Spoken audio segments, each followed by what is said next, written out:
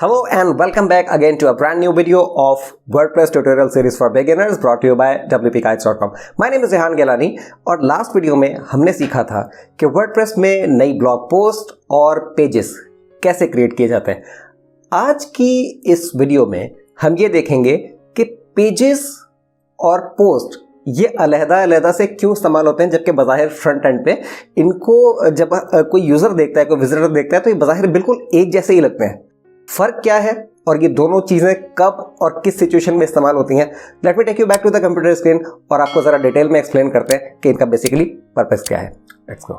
अपने डैशबोर्ड से पोस्ट के सेक्शंस में आप ऑल पोस्ट पर क्लिक करें।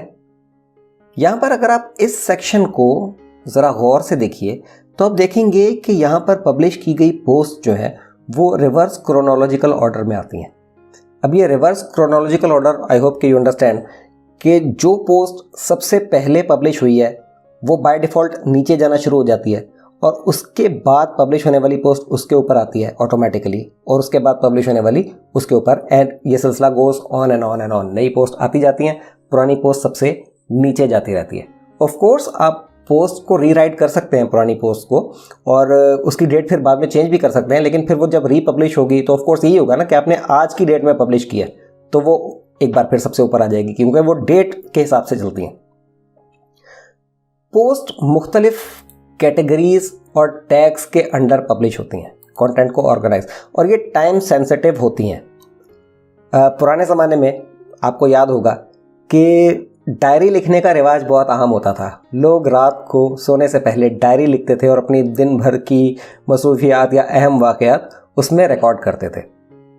आजकल ये रिवाज बहुत कम है, लोग ऑनलाइन पब्लिशिंग करते हैं, ऑनलाइन एक ब्लॉग रन करते हैं। आजकल बिजनेस के पॉइंट ऑफ व्यू से भी एक ब्लॉग मेंटेन करना बहुत इंपॉर्टेंट है ज़्यादातर निशेस में। और अगर आप देखें कि ये ब्लॉग में कैटेगरी है, यहाँ पर नई कैटेगरीज डाली जा सकती हैं। फ़र्ज़ कर लेते हैं कि आप एक ब्लॉग रन कर रहे हैं या कर रही हैं जिसका जो मेजर नीश है, जो बेसिक नीश है, वो है ब्यूटी एंड पर्सनल केयर। अब ब्यूटी एंड पर्सनल केयर में एक कैटेगरी कंटेंट के लिहाज से बनती है मेकअप। मेकअप मेन कैटेगरी हो सकती है, आप उसमें टैग्स इस्तेमाल कर सकते हैं। मिसाल के तौर पे मेकअप के अंदर एक पब्लिश हुई है पोस्ट जिसका ताल्लुक आई मेकअप से है, तो आप टैग लगा सकते हैं उस पर आई मेकअप। ये बिल्कुल वैसे ही जैसे हैश टैग होते हैं सोशल मीडिया पे, ट्विटर या फेसबुक वगैरह पे, हैश टैग समझ सकते हैं आप इसको।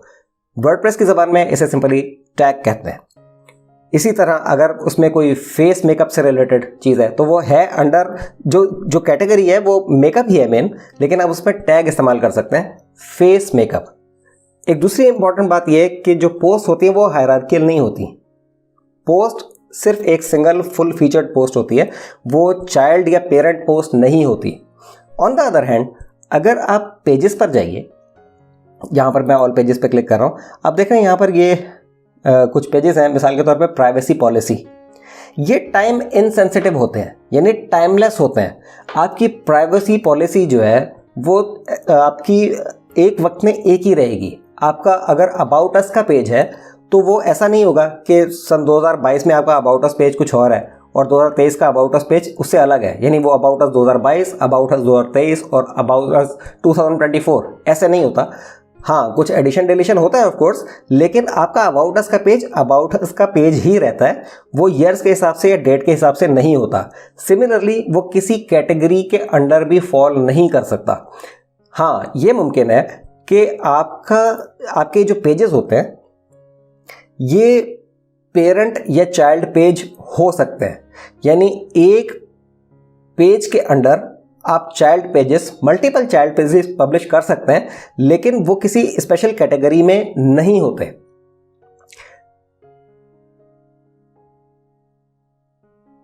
एक और बहुत इंपॉर्टेंट स्टेप जो एस्पेक्ट है पेजेस पब्लिश करने की, वो है कॉर्नर स्टोर कंटेंट। बिगिनर्स के लेवल पे कॉर्नर स्टोर कंटेंट को समझना थोड़ा सा मुश्किल है, थोड़ा सा कंफ्यूजन है। जब हम वर्डप्रेस एसईओ के बारे में बात करेंगे स्पेसिफिकली, उसमें हम दोबारा डिस्कस करेंगे पेजेस और पोस्ट के डिफरेंस को, और उसमें आपको बताएंगे कि बेसिकली कॉर्नर स्टोन कंटेंट क्या होता है, इसकी एसईओ के रेफरेंस से क्या अफादियत है। आई होप कि बेसिक डिफरेंस पेजेस में और पोस्ट में आपको समझ में आ गया होगा। वर्डप्रेस न्यूबीज को ख़ास तौर पर शुरू के दिनों में ये कन्फ्यूजन रहता है अक्सर कि पोस्ट और पेज में बेसिक डिफरेंस क्या है और उन्हें कहाँ यूज़ करना चाहिए। आई होप आपके सवाल का, अगर आपको कोई कन्फ्यूजन था इस बारे में, तो आज की वीडियो ने उसको एड्रेस किया होगा। और let me tell you from experience कि अगर आप थोड़ा सा स्ट्रेटेजिकली और कॉमन सेंस के साथ इन दोनों टूल्स यानी ब्लॉग पोस्ट और अपने पेजेस को स्ट्रेटेजिकली इस्तेमाल करें तो ये सर्च इंजन रैंकिंग अचीव करने में इन द लॉन्ग रन आपको बहुत हेल्प कर सकते हैं। You can drive tons of traffic, organic traffic from Google and many other search engines. WordPress tutorial series for beginners जारी रहेगी। स्टे ट्यून्ड एंड आपसे मुलाकात होगी दोबारा एक नई वीडियो के साथ। तब तक के लिए अल्लाह हाफिज़।